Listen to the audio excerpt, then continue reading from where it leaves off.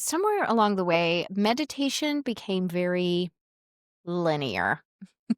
It became very heady. And we've kind of been taught that consistency means the same time, the same length, the same posture every single time. But your body is not linear. Your cycles are not linear, they're cyclical, right? And that means that your energy and how you approach meditation shouldn't be linear either. Welcome to the Phoenix Perspective Podcast. I'm your host, Kori Kovacs, a registered nurse and reflector in human design on a soul mission to help women like you rise from life's ashes with abundant energy, purpose, and joy. Each week, we'll meet at the intersection of science, soul, and storytelling as we create a bridge between holistic women's health, the sacred feminine, and cyclical wisdom.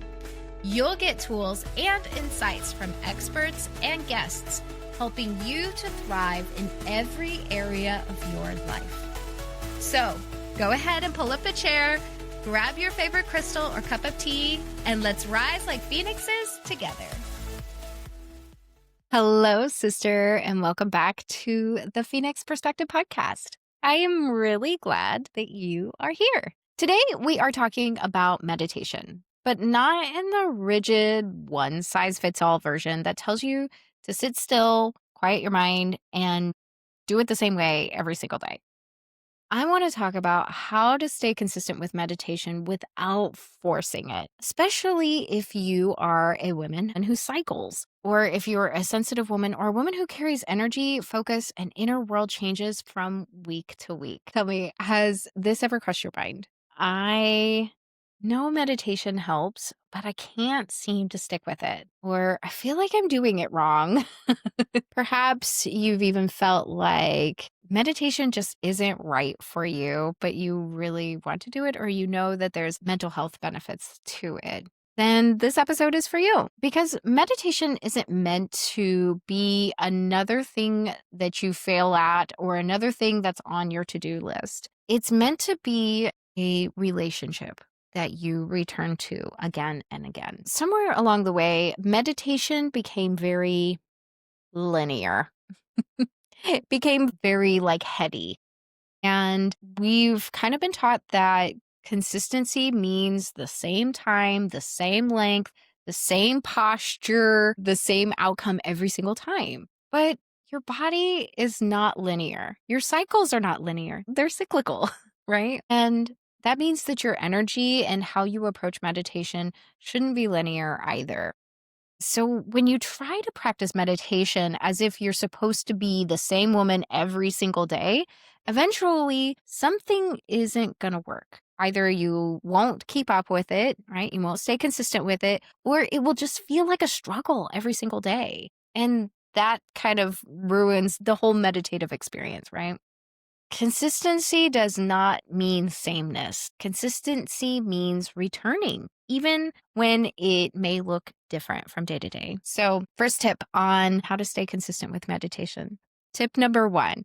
Match the meditation with your body. If you are a cyclical being, and you are, then your meditation practice needs to be cyclical as well. There are going to be phases in your cycle when sitting feels nourishing. It feels wonderful. It feels magnificent. And silence feels spacious and empowering. Then there's going to be other times in your cycle when sitting feels like the suck. It feels like a trap, or silence just feels too loud. And your body wants movement, sound, or grounding, or something else, something different. And so it doesn't mean that anything's wrong or that you're doing meditation wrong. It just means that you might need to approach it in a different way that is in more alignment with where you're at in your cycle during that time. So instead of forcing one style of meditation every single day, ask yourself, what does my body have the capacity for today? Some days, meditation might look like sitting quietly with your eyes closed and your hands in your lap. And other days, it might look like a walking meditation while you're outside, or a dancing meditation with some sensual, ecstatic movement. It might look like laying down with your hands on your belly, or it might look like you curled up into a ball. The thing is that it doesn't have to be the same every day. And consistency comes with you honoring your body and honoring where you're at and then showing up for that every single day. In different phases of your cycle or different seasons of your life, you need different kinds of presence.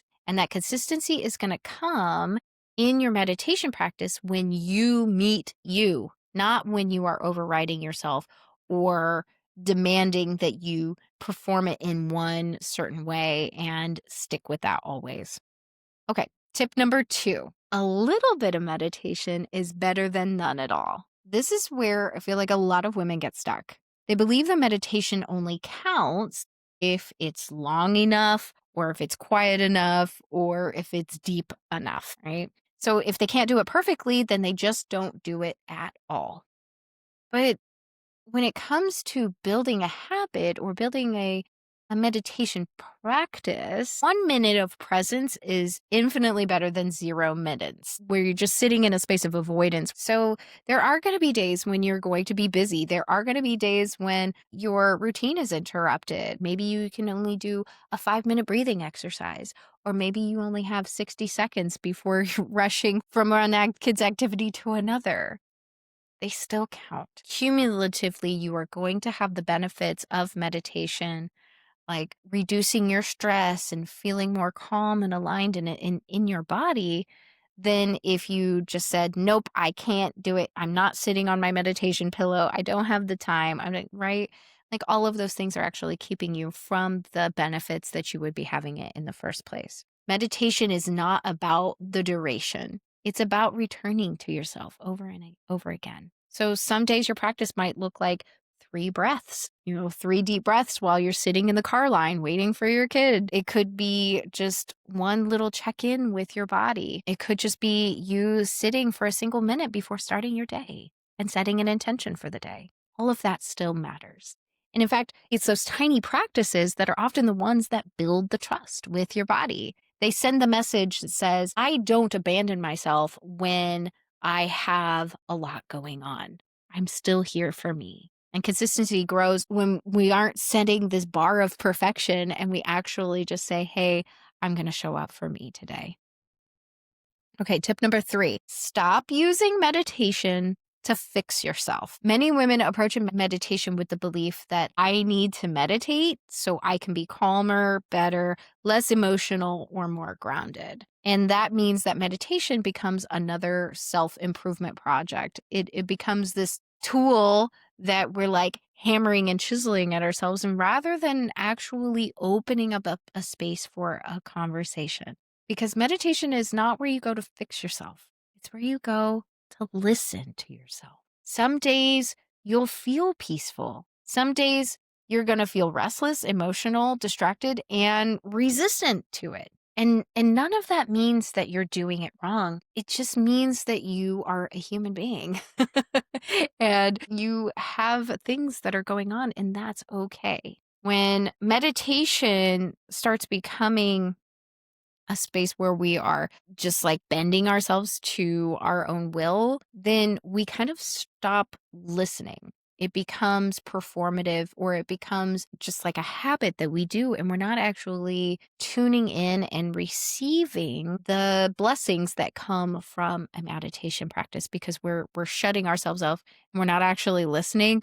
We're more just doing, right? So if you want to stay consistent and you want to send the message that you matter to your body, rather than saying, I need to do this because I need to fix myself, say, I'm showing up because I care about myself and I want to listen to my heart, to my womb, to my soul. And that is a place where consistency becomes devotion rather than just discipline.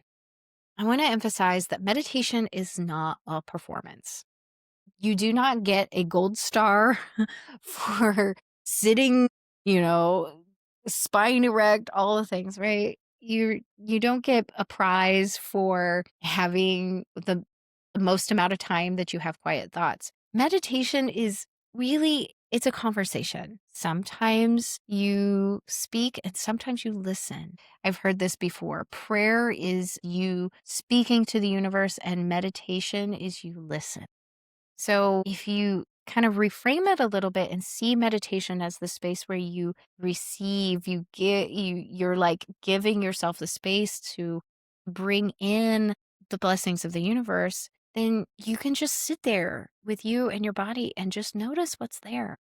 And and then it becomes like a relationship. Becomes this portal into you to have a relationship with your soul, to have a relationship with your heart, with your body, with your womb, and with spirit in a beautiful conversational way. If you allow meditation to change and morph, instead of just like look in this certain way and allow it to reflect your cycles and your energy and your seasons, then it becomes something that you return to over and over again, because it's a relationship, because it's something you're looking forward to rather than something that you just have to do.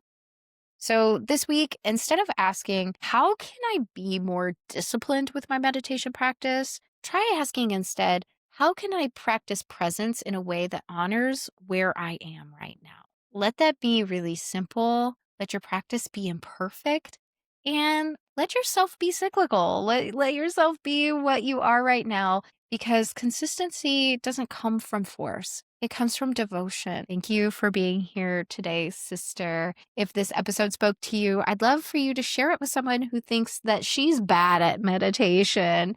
And let's just spread the love a little bit more about accepting ourselves for where we are in our seasons. And if you want to explore cyclical practices and embodiment and listening inward together, then of course you're always welcome in the Vibrant and Aligned Facebook group. I would love to have you there.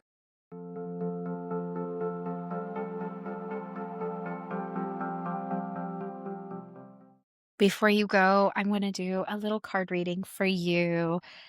And remember, take what resonates and leave what doesn't. And let's see what card we pulled today. Ooh, this is the Great Mother card. Surrender to the mystery and fall into her arms. Meditation can be such a beautiful place of surrender. When we kind of shut out the outside world and we turn inwards and we just surrender to the love that is here, flowing through us, flowing within us. And we really open up to receive the love that wants to be experienced in us. It doesn't have to look perfect, whatever that means. It doesn't have to look a certain way.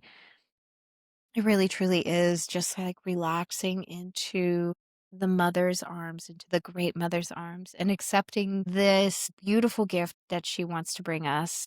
And meditation can be such a beautiful way in order to do that. So I pray that this episode was an inspiration for you, that it was helpful. I love you all so much. Remember, you are so worthy of your vibrant life. Yes, I am celebrating you because you just finished another episode of the Phoenix Perspective Podcast. I am so grateful we got to spend time together today. It's really been a blast. If this episode lit up your heart or sparked something in your soul, please follow the show and share it with a friend who's ready to rise too. Until next moon phase, remember, you are so worthy of living your most vibrant life. See you next time.